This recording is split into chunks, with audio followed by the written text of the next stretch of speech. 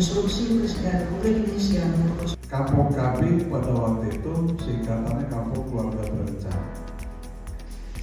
Dengan cakupan wilayah sangat bervariasi. Pasca penubuhan. Bismillahirrahmanirrahim.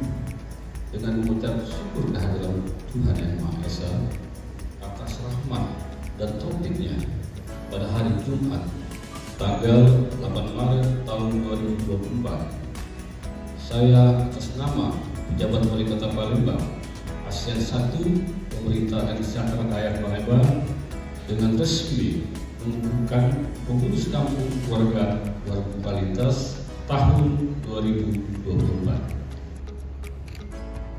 Baik,